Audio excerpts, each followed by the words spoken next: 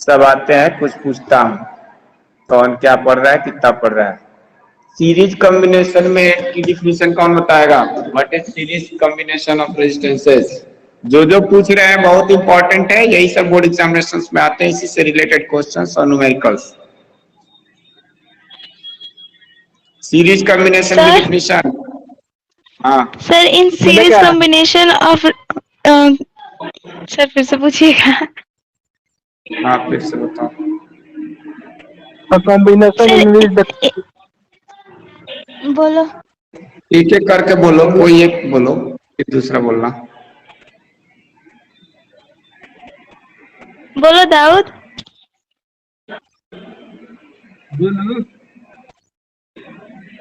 चलो नहीं बोलेगा, तुम बताओ क्या बोल Sir, रही in थी। series combination, the current through each register is same and the potential differences across each register is different.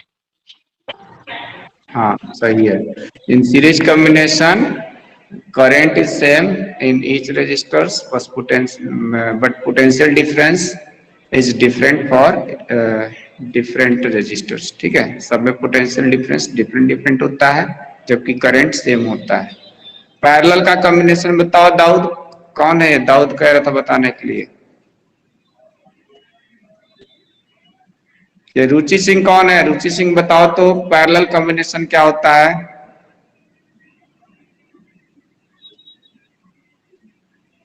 नहीं पढ़ा। प्रिंस कुमार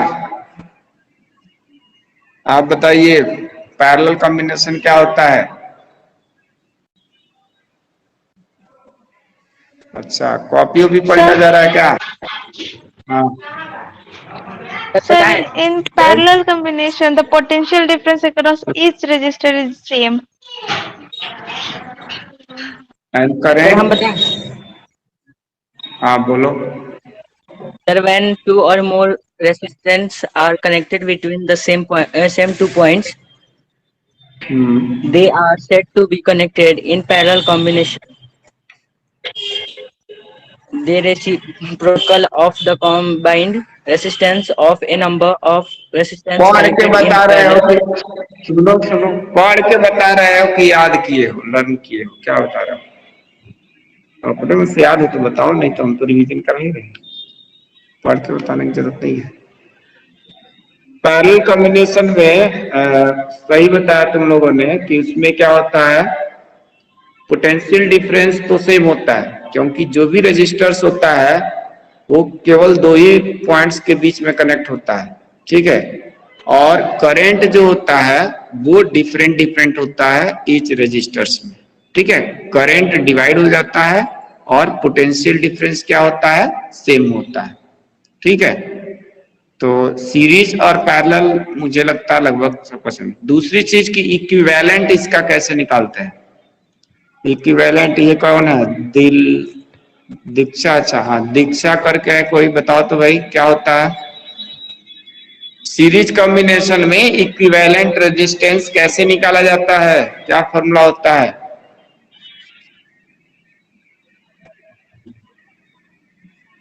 नहीं मालूम। ये कौन है? अंकित Sir, कुमार। हम बताएं? नहीं रुको, सबसे पूछने दो। अंकित कुमार बताओ, सीरीज के लिए इक्विवेलेंट कैसे निकाला जाता है? नहीं मालूम। और किसी को मालूम है? ये नमन कुमार बताओ तो क्या होता है, सीरीज कॉम्बिनेशन में इक्विवेलेंट कैसे निकालते हैं? R1 plus R2 plus R3 तो किसके इक्वल लिखा जाएगा? equivalent resistance of in series. हाँ, तो आर एस या R equal to R1 plus R2 plus R3, इस टाइप से बताओ पूरा। ठीक है, इसको लैंग्वेज में कैसे बता सकते हो? लैंग्वेज में कुछ बता सकते हो? लैंग्वेज में बताओ। If a number of resistance R1, R2, R3 are connected in series, then their combined resistance R is equal to R1 plus R2 plus R3 dot dot dot. चलो ऐसे पूरा तो ऐसे बोल दे रहा मैथमेटिक्स का the equivalent resistance in the series combination is equal to the sum of the resistance of individual resistances. ठीक है, इंडिविजुअल रेजिस्टेंसेस का जो सम होता है उसके इक्वल होता है, पैरेलल में उल्टा होता है। ठीक है, नेक्स्ट ये फैसल कोई है, फैसल फैसल बताओ तो कि उसका हीट जो प्रोड्यूस होता है, हीट वो कितना प्रोड्यूस होता है, कौन सा फॉर्मूला होता है? Heating effect of electric current पढ़ाया गया था, heating effect of electric current.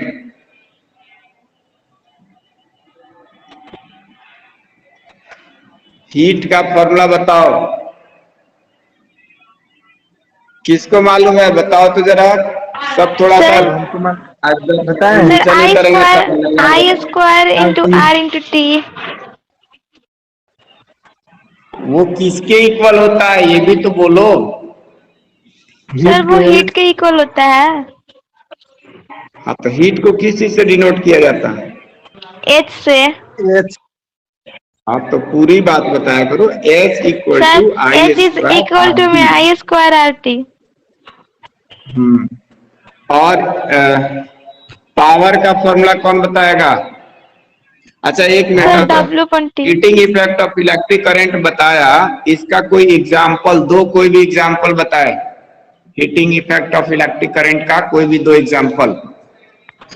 ये चैप्टर एक्चुअल में हो चुका है, मैं थोड़ा सा वाइवा के थ्रू टेस्ट ले रहा हूँ कि हाँ कितना तैयारी है, क्या पढ़ते हो नहीं पढ़ते हो, याद है भी कि नहीं, तो फिर इसके आगे मैं कराऊंगा। पावर का फॉर्मूला कौन बता रहा है? पावर का नहीं, पहले हीटिंग इफेक्ट का एग्जांपल बताना है, दो एग्जांपल कोई भी। सर आयरन हो जाएगा, एक हीटर हो जाएगा। Electric iron, yes sir, electric iron और एक हीटर। ठीक है, और इस सब भागने लगे, सब पूछने के नाम पे ही भाग रहे हैं, न्यूमेरिकल के नाम पर भी भाग रहे हैं, कब पढ़ेंगे ये सब?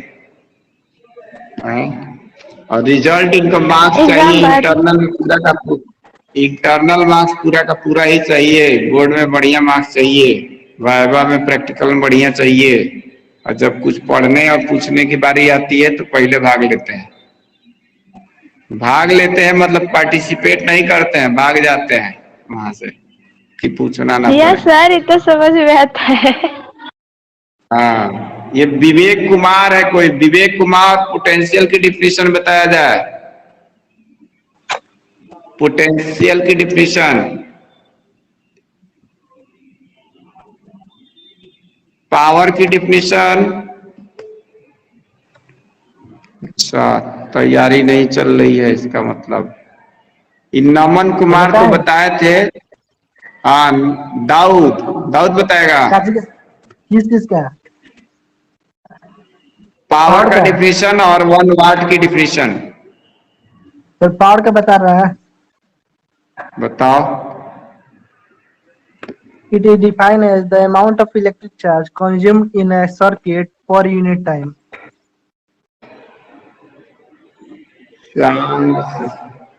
सही से बोलो तो ठीक हो जाए। For it is defined as the amount of electric charge consumed in a circuit per unit time. Q by I T, यानी तुमने कहा चार्ज जो कंज्यूम होता है यूनिट टाइम में, तो उसको Q बाई टी कहेंगे ना, तो आई होता है। W by electric T energy हो जाएगा। हाँ, इलेक्ट्रिक एनर्जी, जहाँ चार्ज बोल रहे हो ना वहां पर इलेक्ट्रिक एनर्जी बोल देते तो वो हो जाता W by T, P equal to W by T, तो वो हो जाता सही। ठीक है, Yes sir. इसकी यूनिट क्या होती है पावर की? Watt. वाट। हाँ, 1 वाट किसके इक्वल होता है? वाट किस तरह से डिफाइन है? 1 वाट क्या है? Sir, if 1 ampere current flows through a circuit having 1 volt potential difference is called, it's said to be 1 watt. हाँ, P इक्वल टू वी आई भी होता है, लेकिन हम लोग इसको ऐसे कहते हैं कि 1 सेकंड में अगर 1 जूल एनर्जी कंज्यूम होती है, क्योंकि P इक्वल टू W/T होता है, तो उसको हम लोग जूल पर सेकंड को 1 वाट कहते हैं। ठीक है, जूल पर सेकंड। और T इक्वल टू V/I भी होता है, तो उससे भी कह सकते हो वोल्ट इंटू एम्पियर भी इसका यूनिट होता है। तभी तो तुम लोग घर और में जब लगा होता है वो यूपीएस इन्वर्टर, तो वहां पर केवीए का नाम सुना होगा। नाम सुने हो केवीए? क्या हो गया, नेटवर्क गया क्या? ये Ankit Kumar no no sir. Sir, नहीं सुना है। बोल रहे हैं केवीए का नाम सुने ना, केवीए। No sir. अच्छा, देखो घरों में यूपीएस इन्वर्टर लगा होता है तो वहाँ केवीए वाला चलता है, या स्टेबलाइजर भी होता है। तो उसमें जैसे लिखा रहता है 2 केवीए 3 केवीए, तो kilo volt ampere, volt into ampere, power equal to होता है P equal to V into I. तो वो वोल्ट इंटू एम्पियर जो होता है पावर का यूनिट होता है, उसी में किलो लग गया, यानी कि 1000, तो केवीए बन गया, किलो वोल्ट एम्पियर। तो किलो वोल्ट एम्पियर किसका यूनिट होता है? पावर का। लेकिन किलोवाट आवर किसका यूनिट होता है? Kilowatt hour. Electrical energy. हाँ, किलोवाट आवर जो है यूनिट होता है इलेक्ट्रिकल एनर्जी का, और जबकि किलोवाट एम्पियर होता है पावर की यूनिट। ठीक है, तो ये डिफरेंस है। 1 किलोवाट आवर जो होता है तुम्हारा 3.6 इंटू 10⁻6 जूल होता है, जबकि 1 केवीए अगर निकालोगे तो उसको हम के का मतलब किलो और वोल्ट एम्पियर यानी 1000 सर ये वाला हो थोड़ा जाएगा बोर्ड पे बता दीजिए ना। बोर्ड पर। अच्छा, यस सर। के और वी ए समझो ना, केवीए पावर का तुम्ही ना डिफिनेशन बताया कि अगर 1 वोल्ट कहते हैं 1 एम्पियर करंट अगर पास किया जाए किसी कंडक्टर में और उसके एंड्स के बीच का 1 वोल्ट पोटेंशियल डिफरेंस हो तो 1 वाट कहलाता है। P equal to V into I भी होता है, तो उसी से तो इसको बताया जा रहा है। V यानी कि वोल्टेज, वोल्टेज का यूनिट हो गया वोल्ट, I मतलब एम्पियर, तो वोल्ट इंटू एम्पियर, और उसके पहले K लग गया, K मतलब किलो, 1000। तुम लोग की आवाज है सर हाँ। सर ये वाला जो क्वेश्चन है वो B equal to I into sum of all resistor के फॉर्मूला में बन जाएगा ना? हाँ वही तो बनेगा। इसमें 3 रजिस्टर्स है जिनके रेजिस्टेंसेस है 3 ओम 3 ओम 3 ओम। ये 3 रजिस्टेंसेस का वैल्यू है R1 दिया है, R2 दे रखा है और ये R3 दिया है। इस पूरे सर्किट में इस तीनों रेजिस्टेंसेस का इक्विवेलेंट पहले फाइंड आउट कर लेंगे। क्या हम रिकॉर्डिंग लगाए हैं? हाँ लगाए। इनका इक्विवेलेंट पहले निकाल लेंगे। करंट इसमें 0.5 एम्पीयर दिया है, करंट इधर से ऐसे पास करेंगे। ठीक है, वही करंट इसमें आएगी, उसके बाद इसको क्या है टोटल इक्विवेलेंट निकाल लेना।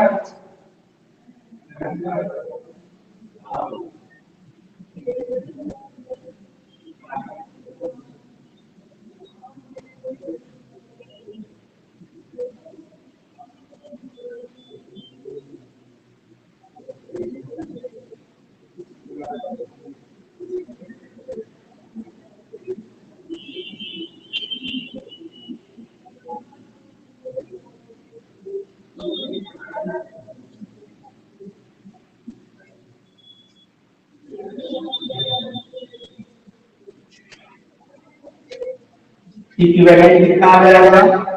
दी R1 इक्वल टू हमने कर दिया, R1 equal to 3 ohm, R2 equal to 3 ohm और R3 इक्वल टू 3 ओम। ठीक है, देयरफॉर इनका इक्विवेलेंट क्या हो जाएगा?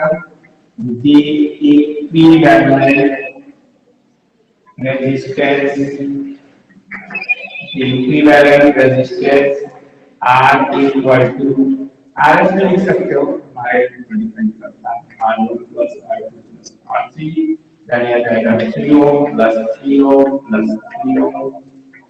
यूनिट लिखना जरूरी है, 9 ओम आ जाएगा, ये रेजिस्टेंस आ गया सुपर सर्किट।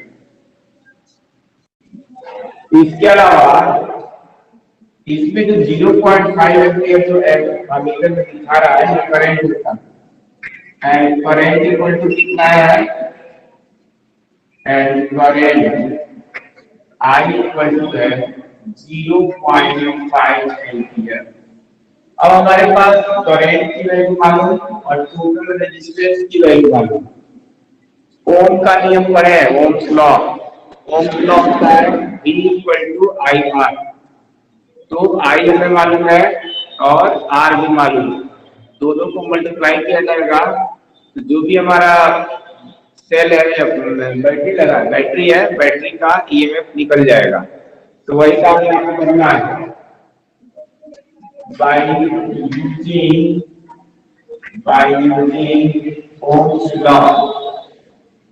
ओम्स लॉ क्या हो जाएगा, V equal to I R होता है, आई आर एस लिखेंगे, I equal to 0.5 ampere into ये है 9 ओम, यह रहेगा 95 कितना 85 पॉइंट क्या हो जाएगा एम्पीयर इनटू ओम करके दिया जाएगा वोल्ट, यानी 0.5 वोल्ट ये निकला। ठीक है, ये जो है आंसर आ गया 2.5 आंसर आ गया। यही जो होगा बैटरी के टर्मिनल्स के बीच का पोटेंशियल डिफरेंस होता है। ठीक है, इसको हम लोग देख लो,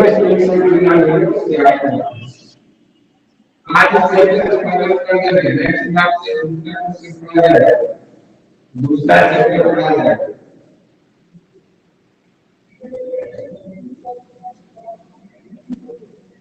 स्क्रीनशॉट लो, नेक्स्ट बता दें। सर हो गया है, मिटा दीजिए। हो गया, यस सर।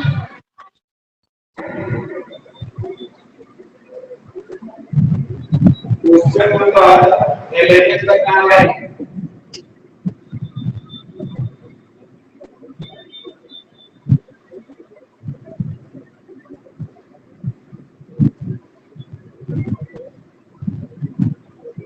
क्वेश्चन नंबर 11 का क्या है, बहुत सारा है 100/254 क्वेश्चन नंबर 11 तो ऐसे शुरू करेंगे सवाल रेटिंग दिया है, दो बल्ब है, पहले बल्ब का रेटिंग दिया है 100 वाट एंड 220 वोल्ट और दूसरे बल्ब का रेटिंग दिया है 40 वाट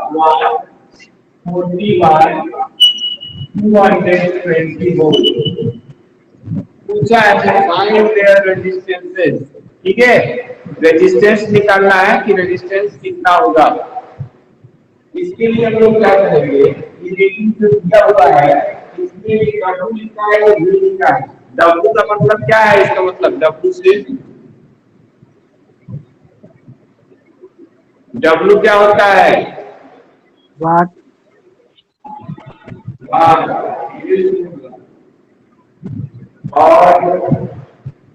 V का मतलब क्या है, V का मतलब पोटेंशियल डिफरेंस।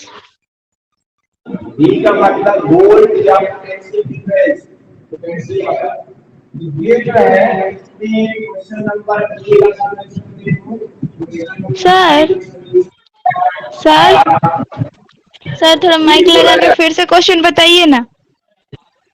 माइक लगा के या सर फिर से क्वेश्चन बता दीजिएगा। क्वेश्चन है कि जो टू बॉल इलेक्ट्रिक बॉल आ रहे हैं, का मतलब रेटिंग दिया हुआ है। एक बार 220 वोल्ट, बी बार 250 वोल्ट। फाइंड देयर रेजिस्टेंस, तो उनके बीच का रेजिस्टेंस निकालना है कि रेजिस्टेंस कितना होगा। पावर का फॉर्मूला आपने बताया था, अभी रिवीजन करा रहे थे। पावर का फॉर्मूला भी बोला था, क्या फॉर्मूला होता है? W/T।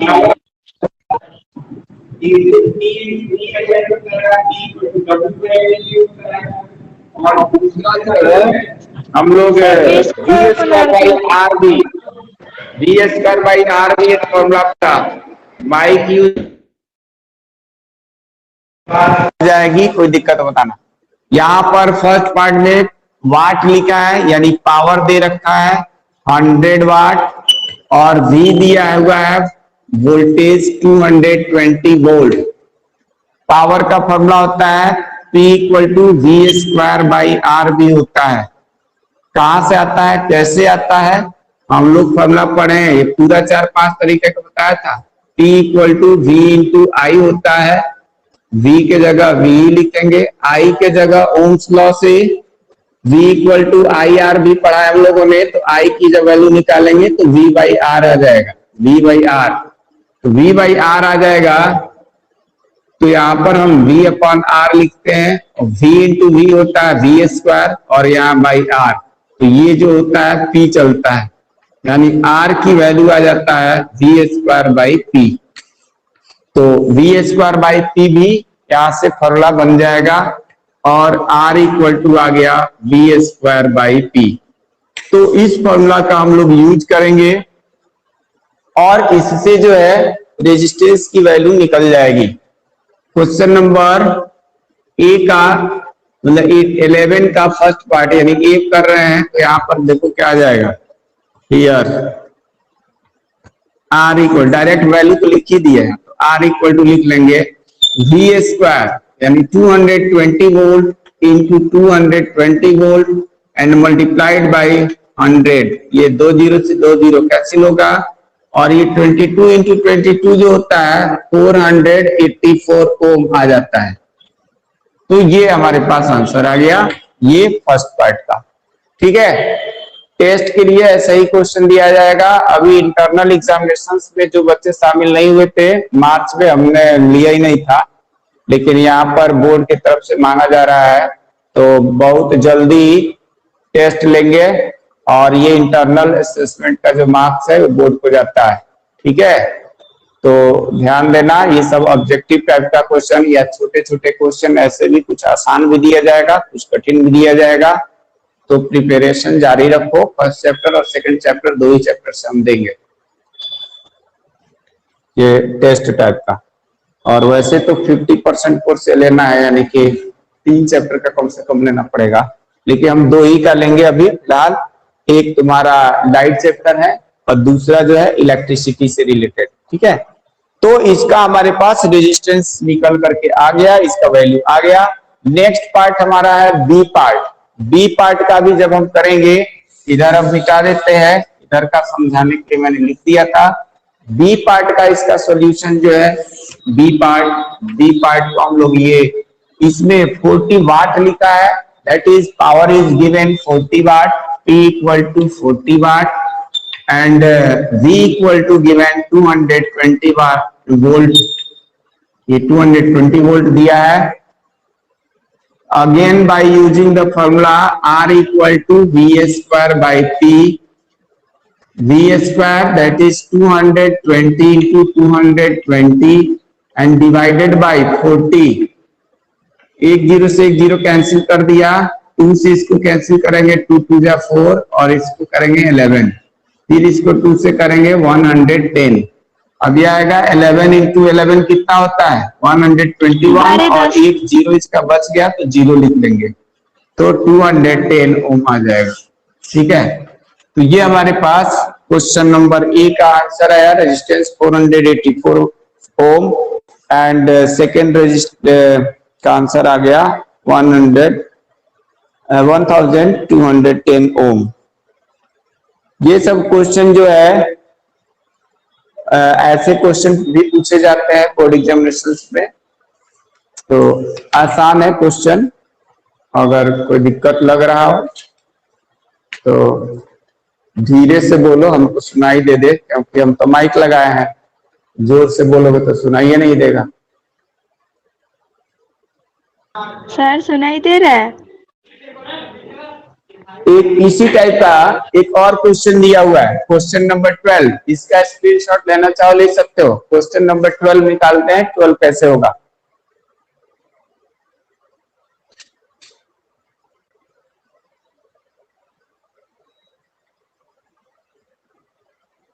हो गया। ठीक है, अब लिख लिए, हो गया। क्वेश्चन नंबर 12 देखो, 2 bulbs A of 20 watt 100 volt and B of 40 watt 100 volt are joined in the parallel across a 100 volt source. Calculate the total current drawn from the voltage source. Question number है 12। Question number 12 क्या कह रहा है? Question number 12, एक जो है voltage source है across 100 volt source. एक 100 वोल्ट का कोई सोर्स ले लेते हैं, प्लस माइनस ये 100 वोल्ट का एक कोई सोर्स है। इस 100 वोल्ट के सोर्स से 2 बल्ब जुड़े हैं पैरेलल कॉम्बिनेशन में। एक बल्ब यहां पर मान लेते हैं ये है, एक बल्ब यहां जुड़ा हुआ है, ठीक है, और इसी के पैरेलल में एक दूसरा बल्ब जुड़ा है। थोड़ा सा इस बल्ब को ऐसे कर देता हूं, टेढ़ा फिलामेंट कर देता हूं।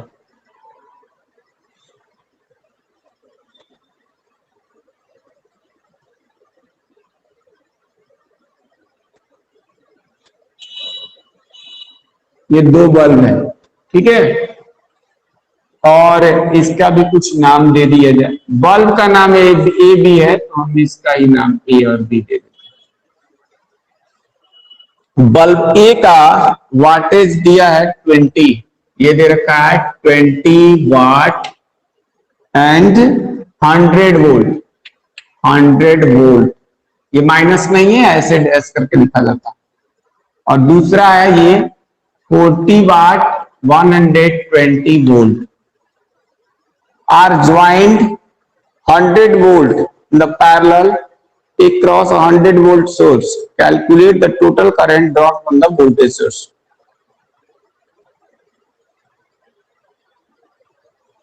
इसका भी वोल्टेज 100 है।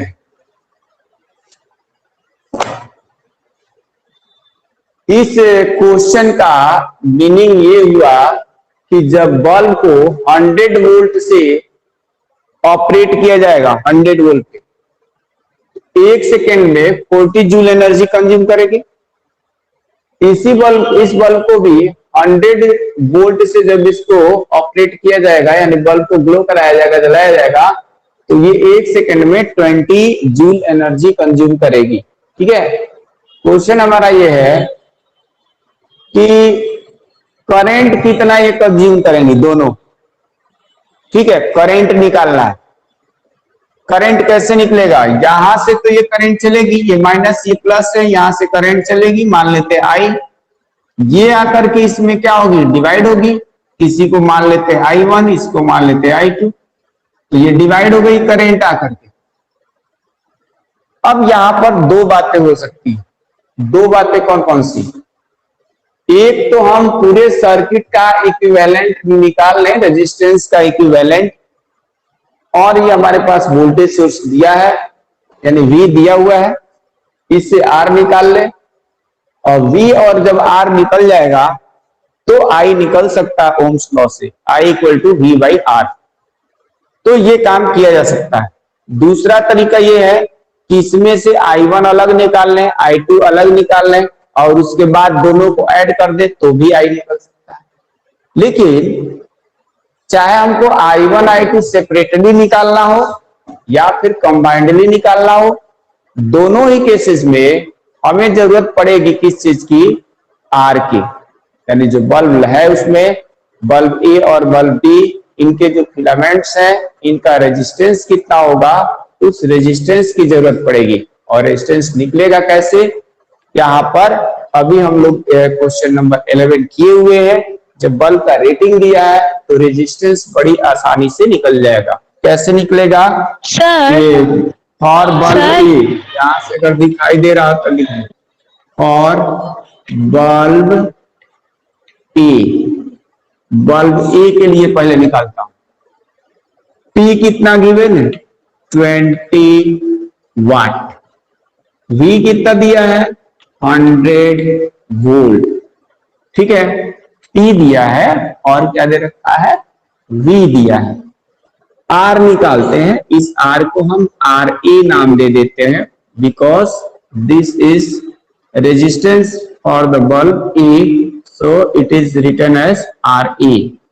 तो इसको RA निकालेंगे तो V स्क्वायर अपॉन P ये लिख लिया जाएगा। अभी क्वेश्चन मैंने हम सॉल्व किया था। V के जगह 100 इंटू 100 और P के जगह 20 लिख लें। 25 जा 100 तो ये आ जाएगा 5 इंटू 100 यानी 500 ओम आ जाएगा। ये RA निकल के आ गया। ये रेजिस्टेंस निकल गया। रेजिस्टेंस किसका निकला? Resistance for the bulb A। Bulb A का रेजिस्टेंस निकल गया। अब हमें बल्ब बी का रेजिस्टेंस निकालना है।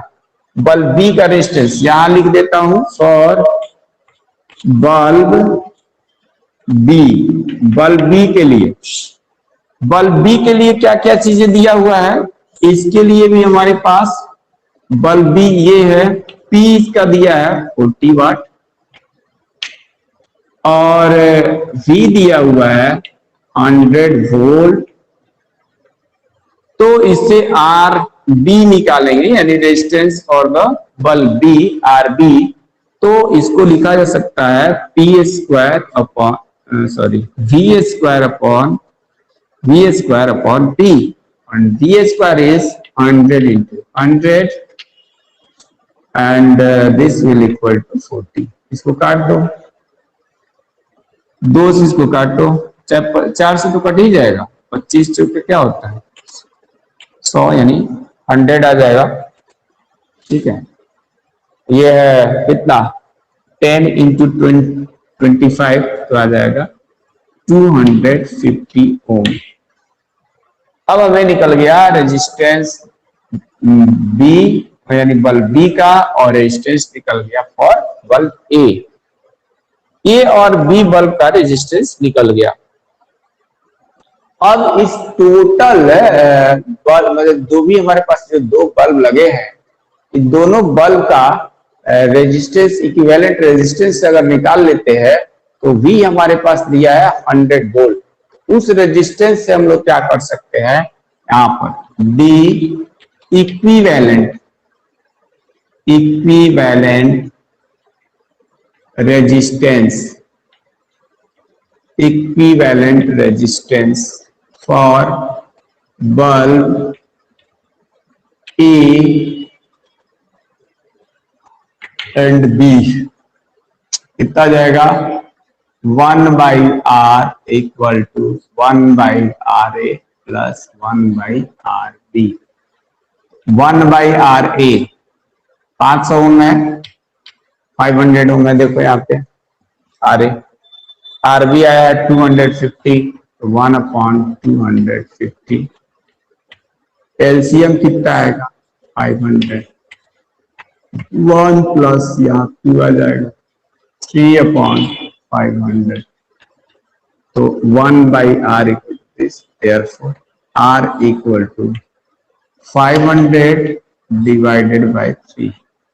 इतना ओम आ गया ओम।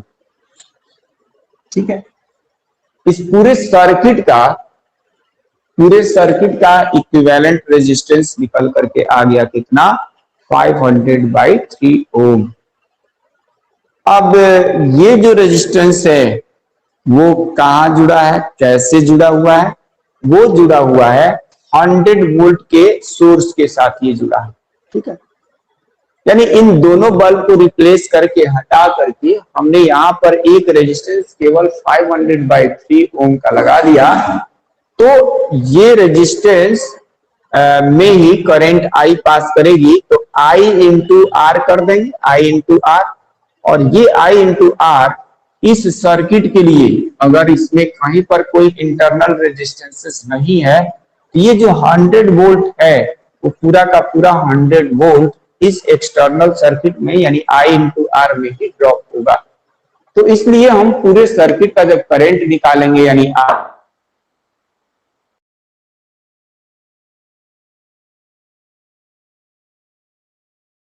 सर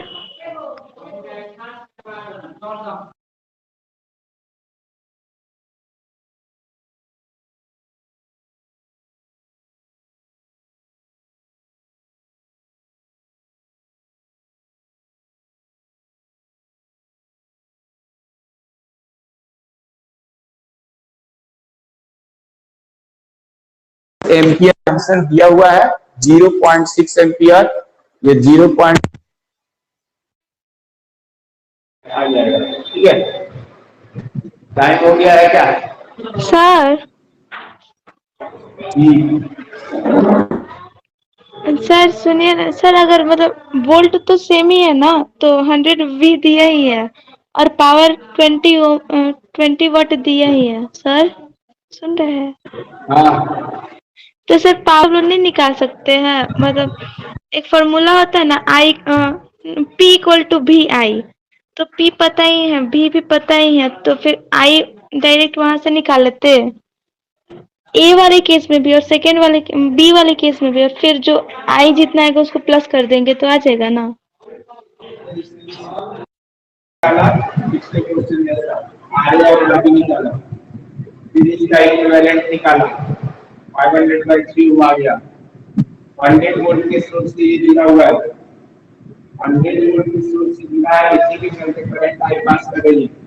ये करंट आई जब इन दोनों बल्ब को रिप्लेस करके एक नया बल्ब लगा दिया जाएगा जिसका रेजिस्टेंस 500/3 ओम होगा। ये करंट केवल इस रेजिस्टेंस में जाएगी और I into R V equal to IR होता है।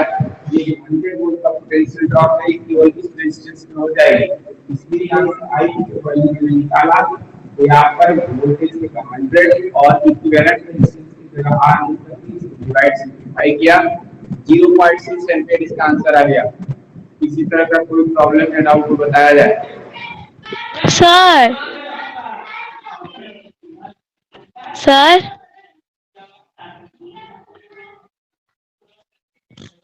हेलो सर,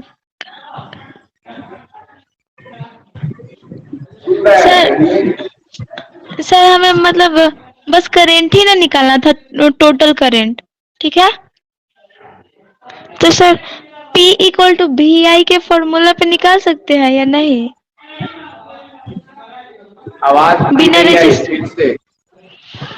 सर हमें तो पूरा बस टोटल करंट ही निकालना था, आई ही निकालना था ना, हाँ, तो बिना रेजिस्टेंस निकाले निकाल सकते थे ना हम लोग ये वाला formula, P equal to V I. P equal to V ऐसे। यस सर, और दोनों ए वाले केस में और बी वाले केस में आई निकल जाता हमारा, तो दोनों आई को प्लस कर देते तो वैसे भी निकल सकता है, केवल तभी संभव है जब टेम्परेचर को फिक्स रखा जाए और पोटेंशियल को, तो पोटेंशियल तो यहाँ फिक्स दिखाई दे रहा है, वैसे भी निकल जाएगा। ओके सर, यही तो पूछे सर, टेम्परेचर वाला नहीं समझ। टेम्परेचर इंक्रीज करने पर रेजिस्टेंस होता है, मेटल के लिए इंक्रीज करता है, सेमीकंडक्टर में डिक्रीज करता है। टेम्परेचर वेरी होने से भी रेजिस्टेंस पर इफेक्ट पड़ता है, इसलिए कहा जा रहा है कि टेम्परेचर अगर फिक्स्ड है तो वैसे किया जा सकता है करंट निकाल के। और इसमें जो है ये भी मान के चले जाता है बल्ब का रेजिस्टेंस फिक्स तभी ऐसे किया जाता है, टेम्परेचर अगर फिक्स नहीं रहेगा नहीं। ठीक है, इसके बाद मेरा क्लास है 12 बज गया, स्क्रीनशॉट लेना चाहो ले लो, नेक्स्ट क्लास जल्दी होगा, नया चैप्टर कराएंगे। इस चैप्टर का किसी पास में मैकेनिक्स नहीं है, कई दिन से यही चैप्टर चल रहा है, वो चैप्टर कंप्लीट हो चुका है, तीसरा चैप्टर को ठीक शुरू करेंगे। ठीक है, स्क्रीनशॉट की जरूरत है तो ठीक है, इसको डिस्कनेक्ट करें। और किसी को कोई भी दिक्कत हो समझने में या प्रॉब्लम हो पूछ सकता है, चाहे व्हाट्सएप हो, चाहे ग्रुप में हो, चाहे क्लास में।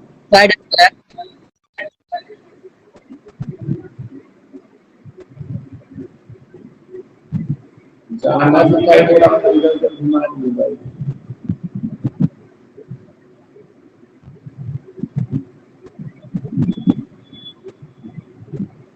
हो गया? यस सर, हो गया है। ठीक, सबको बाय, सब लोग ध्यान से रहो।